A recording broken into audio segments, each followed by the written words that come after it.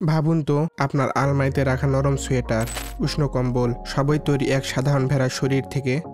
আজ অজানা লোকে আমরা জানব উল কেটে শুরু হওয়া যাত্রা কিভাবে শেষ হয় ফ্যাশনের দুনিয়ায়, আর সেটার মধ্যে লুকোনো বিজ্ঞান, শ্রম ও অবিশ্বাস্য তথ্যগুলো। ভিডিওটি স্কিপ না করে শেষ পর্যন্ত দেখুন, কেননা আপনি হয়তো আর একইভাবে আপনার সোয়েটার হাতে ধরবেন না। এক একটা ভেড়ার শরীরে কতটা পশম থাকে আপনি জানেন? প্রতি বছর একটা পূর্ণবয়স্ক ভেড়া থেকে গড়ে 4 থেকে 5 কেজি উল পাওয়া যায়। কয়েকটা ভেড়া মিলেই তৈরি হয়ে যেতে পারে একটা বড় কম্বল বা কয়েকটা উষ্ণ সোয়েটার। নিউজিল্যান্ড আর অস্ট্রেলিয়া হলো বিশ্বের সবচেয়ে বড় উল উৎপাদনকারী দেশ। বিশ্বের মোট পশমের প্রায় 50%-এরও বেশি আসে এই দুই দেশ থেকে।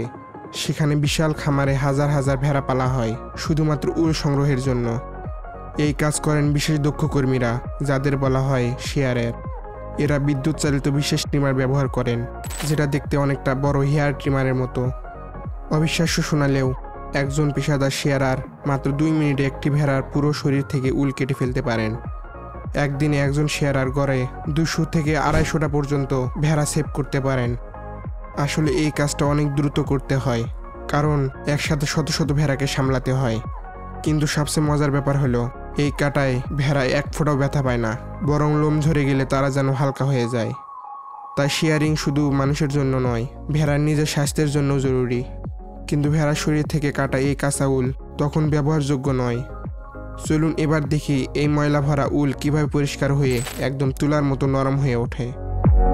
ভেড়ার শরীর থেকে কাটা উলকে যদি হাতে নেন, অবাক হয়ে যাবেন, কেননা এটা একবারই নরম নয়, বরং খসখসে, ময়লাযুক্ত আর ভিজে থাকে এক ধরনের প্রাকৃতিক তেলে।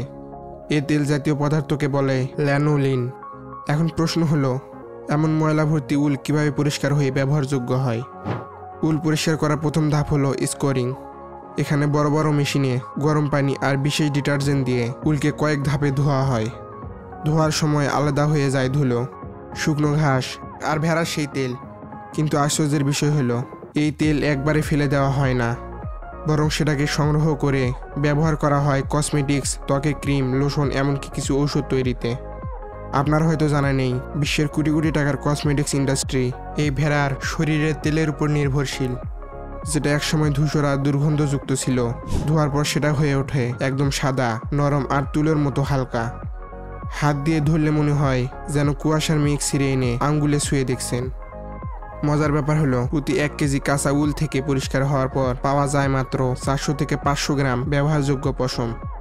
মানে অর্ধেকেরও বেশি ওজন হারিয়ে যায় শুধু ধুলো, ময়লা আর অপ্রয়োজনীয় পদার্থে। এবার যেহেতু উল পরিষ্কার ও নরম হলো, এখন প্রশ্ন হলো, এই এলোমেলো ফাইবারগুলো কিভাবে মজবুত সুতায় রূপান্তরিত হয়?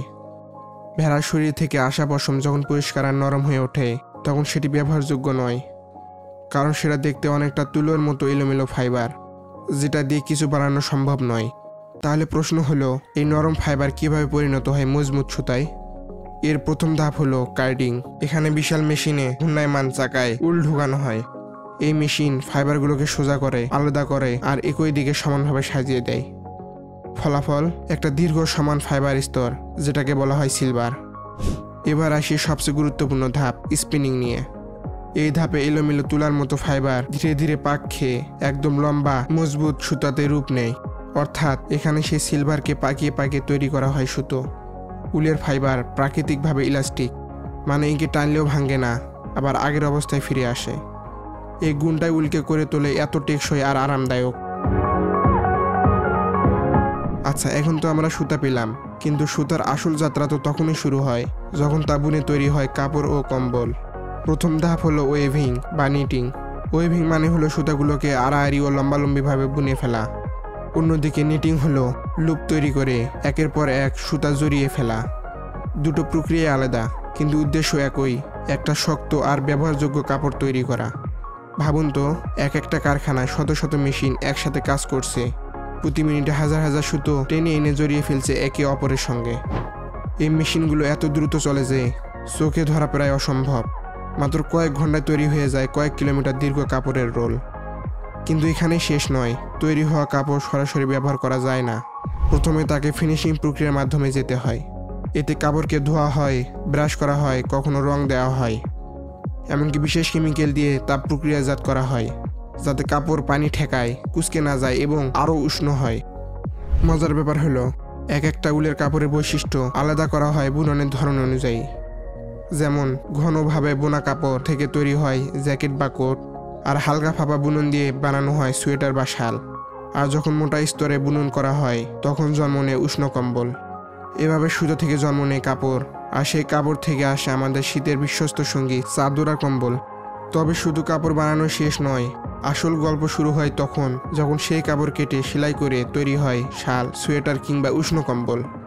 কিন্তু এখানেই শেষ নয়, কারখানা থেকে বেরোনোর পর শুরু হয় নতুন অধ্যায়।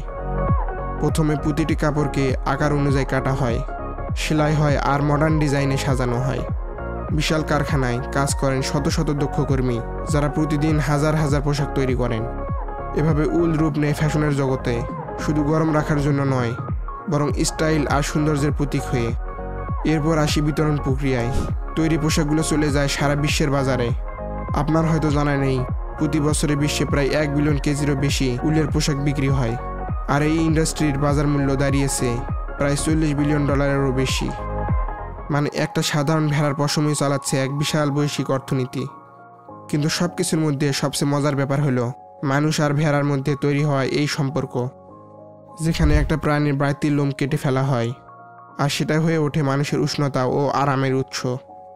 শীতে যখন আমরা নরম একটা সোয়েটারে গা মুড়ি দেই কিংবা ভারী কম্বলের নিচে নিশ্চিন্তে ঘুমাই, সেই আরামের আড়ালে লুকিয়ে থাকে হাজার হাজার ভেড়ার অবদান। আর ভেবে দেখুন, 1000 কিলোমিটার দূরে অস্ট্রেলিয়ার কোনো খামারে যে ভেড়ার শরীর থেকে উল কাটা হয়েছিল, সেটাই হয়তো আজ ঢাকা, কলকাতা কিংবা লন্ডনের কোনো মানুষের শীত কাটানোর সঙ্গী। তাহলে বুঝতেই পারছেন একটা সাধারণ ভেড়ার পশম আসলে কতটা অসাধারণ যাত্রা পেরিয়ে আমাদের জীবনের অংশ হয়ে ওঠে, প্রকৃতি, বিজ্ঞান আর মানুষের কল্পনার মিলবন্ধনে। এবার আপনার পালা। লাইক দিয়ে জানান কতটা অবাক হলেন, শেয়ার করে বন্ধুদের দেখান এই অসাধারণ রহস্য।